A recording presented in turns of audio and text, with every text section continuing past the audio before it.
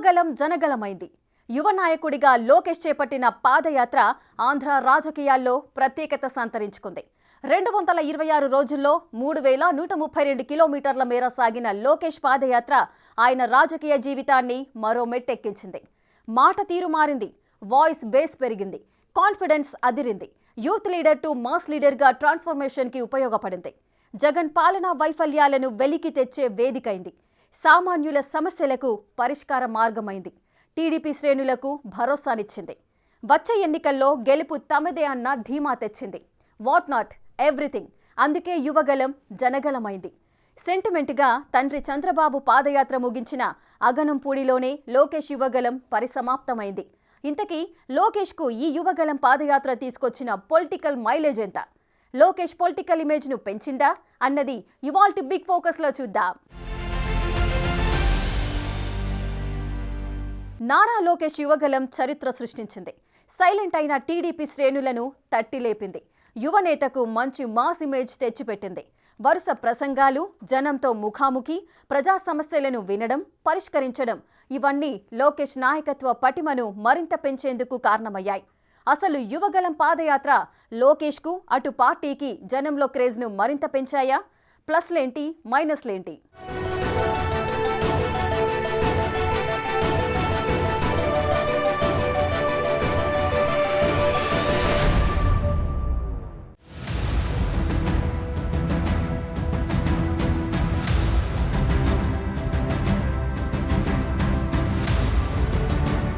నిర్బద్ధాలను దాటుకుని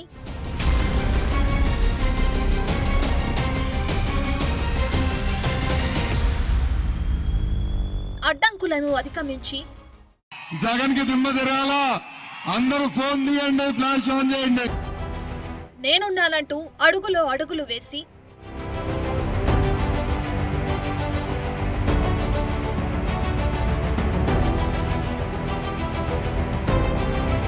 ప్రజా సమస్యలపై సమరశంఖం పూరించి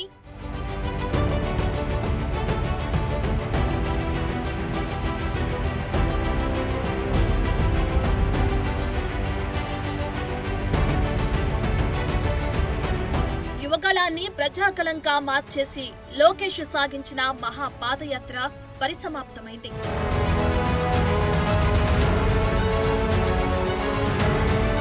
నారా లోకేష్ రాజకీయ పరిణతి సాధించడానికి, ప్రజా సమస్యలను దగ్గరుండి తెలుసుకోవటానికి, ప్రభుత్వాన్ని ఎదిరించడానికి యువగళం పూర్తి స్థాయిలో ఉపయోగపడింది. కోర్టు నుంచి ఆర్డర్ వచ్చిన ఆ భూమి వాళ్ళని కోర్టు తేల్చి చెప్పినా ఇప్పటికీ ప్రభుత్వ యాక్షన్ తీసుకోలేదు. ఆయన అక్బర్ గారు ఆయన సొంత భూమిలో అడుగు పెట్టాలంటే వైకాపా నాయకులు బెదిరిస్తున్నారు, అడుగడుగున కుటుంబాన్ని అవమానిస్తున్నారు. జనవరి 27న మొదటి అడుగు.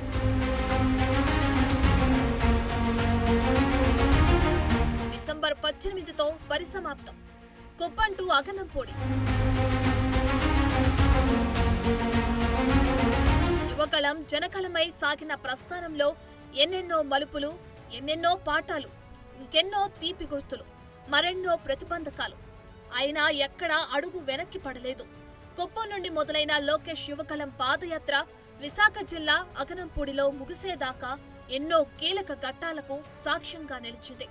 ఎవరన్నాడా తెలుగుదేశం పార్టీ వస్తే వాన పడదని? ఎవరన్నాడు? మీ లోకేష్ ఎక్కడ అడుగు పెడితే అక్కడ వాన వస్తుంది. ఎండనక వాననక చలికి లెక్క చేయక సాగించిన యువగళం పాదయాత్ర ఆంధ్రప్రదేశ్ రాజకీయాల్లో ఒక మైలురాయిగా మారింది. గతంలోనూ చంద్రబాబు, జగన్, షర్మిల చేపట్టిన పాదయాత్రల మాదిరిగానే రాష్ట్రాన్నంతా చుట్టి వచ్చే అవకాశం నారా లోకేష్ కు ఈ యువగళం పాదయాత్ర ద్వారా కలిగింది. ఈ జనయాత్రను పూర్తిగా సద్వినియోగం చేసుకున్నారు లోకేష్.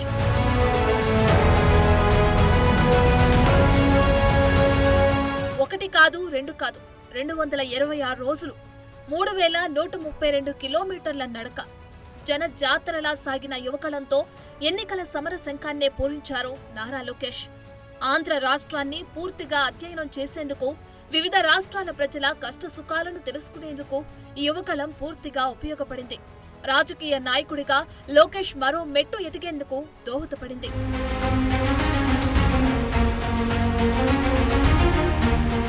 ప్రత్యర్థుల కవ్వింపులు, పోలీసుల నిర్బంధాలు, పొలిటికల్ టెన్షన్లు, అలచడులు, చంద్రబాబు అరెస్ట్ ఇవన్నీ యువకళం పాదయాత్రపై పెద్ద ఎఫెక్టే చూపించాయి.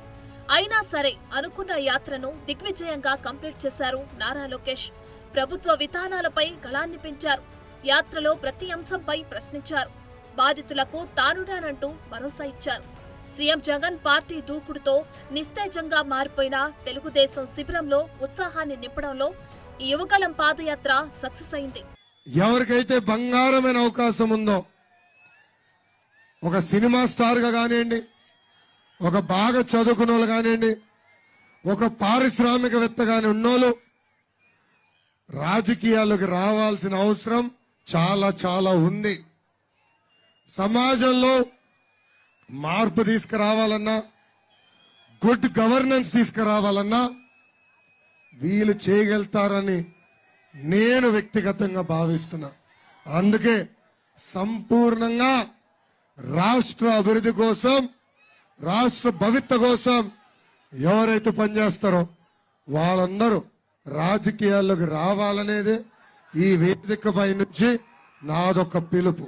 ఏపీలోని 11 ఉమ్మడి జిల్లాలు, 97 అసెంబ్లీ నియోజకవర్గాలు, 232 మండలాలు, 2028 గ్రామాల మీదుగా సాగిన లోకేష్ యువకళం ఆంధ్రలో ప్రతి గడప గడపకు తన సందేశాన్ని చేర్చడంలో విజయవంతమైంది. ఉమ్మడి ఆంధ్రప్రదేశ్ లో నాడు టీడీపీ అధినేత చంద్రబాబు నాయుడు చేపట్టిన వస్తున్న మీకోసం పాదయాత్ర విశాఖ జిల్లా అగనంపూడిలో ముగించారు.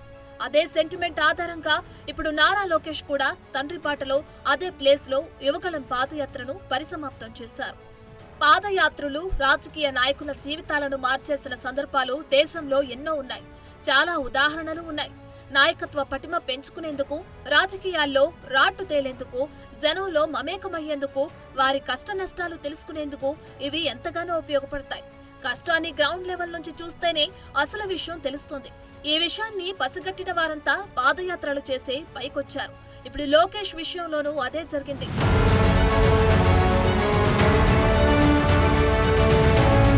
ఓవైపు పార్టీని, ఇంకోవైపు ప్రజలను నడిపించే శక్తిగా, యువ నాయకుడిగా తన సత్తా చాటుకునేందుకు యువకళం పాదయాత్ర నారా లోకేష్ కు బాగానే ఉపయోగపడింది.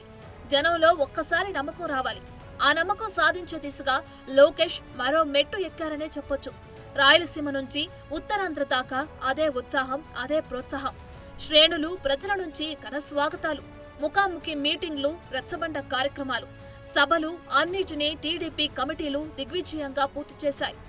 తన్నే దున్నపోతూ వైకాపా ప్రభుత్వం, పాలిచ్చే ఆవు తెలుగుదేశం ప్రభుత్వం అన్నట్టు ఈరోజు ఎవరన్నా రోడెక్కి మాకెందుకు మీరు న్యాయం చేయట్లేదంటే లాఠీ దెబ్బ. ఫేస్బుక్ లో ఒక పోస్ట్ పెట్టినా, ట్విట్టర్ లో ఒక ట్వీట్ పెట్టినా, వాట్సాప్ లో ఫార్వర్డ్ చేస్తే పోలీసులు రెడీగా ఇంటి ముందులు ఉంటారు. నా పైన 22 కేసులు పెట్టారు స్వామి. రాజకీయాల్లో మరింత రాటు తేలేందుకు, ప్రజా నాయకుడిగా ఎదిగేందుకు యువకళం పాదయాత్ర లోకేష్ కు ఎంతో ఉపయోగపడింది. స్టాన్ఫర్డ్ యూనివర్సిటీలో చదువుకుని రాజకీయాల్లో ప్రవేశించిన లోకేష్ మొదట్లో పూర్తిగా పార్టీ సంస్థాగత నిర్మాణం, కార్యకర్తల సంక్షేమం కోసం ఎక్కువ సమయం కేటాయించారు. ఎమ్మెల్సీగా, మంత్రిగా బాధ్యతలు చేపట్టారు. ఇప్పుడు పాదయాత్రతో మన్ను టెండలు, జోరు వానలు, వణికించే చలిలో కొన్ని వేల కిలోమీటర్లు నడిచి నాయకుడిగా తన నుంచి జనం ఏం ఆశిస్తున్నారో తెలుసుకునే ఛాన్స్ కలిగింది. నెలల తరబడి కుటుంబానికి దూరంగా రోడ్లపైనే ఉండటం, రోజు వందల సంఖ్యలో పార్టీ నాయకులు, కార్యకర్తలను కలవటం, వారు చెప్పింది వినటం వంటివి లోకేష్ ను నాయకుడిగా మరింత రాటు తెల్చాయి. పాదయాత్రలో చాలా వరకు జనం మాట వినేందుకే మొగ్గు చూపారు లోకేష్.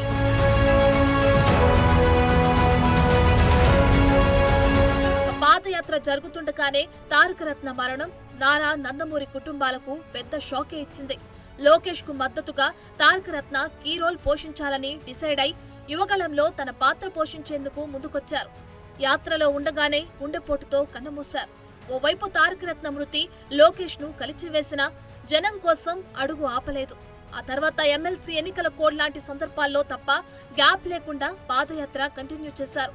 సెప్టెంబర్ 9న చంద్రబాబును సిఐడి అరెస్టు చేయడంతో పాదయాత్రకు చాలా గ్యాప్ ఇవ్వాల్సిన పరిస్థితి ఏర్పడింది.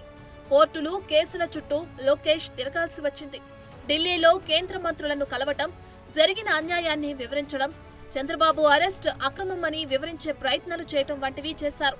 అప్పట్లో తూర్పుగోదావరి జిల్లా రాజోలు నియోజకవర్గం పొదలాడ వద్ద విరామమిచ్చి 79 రోజుల తర్వాత నవంబర్ 27న మళ్లీ అక్కడి నుంచే పాదయాత్ర కంటిన్యూ చేశారు లోకేష్. ఇప్పుడు యువగళాన్ని దిగ్విజయంగా ముగించారు.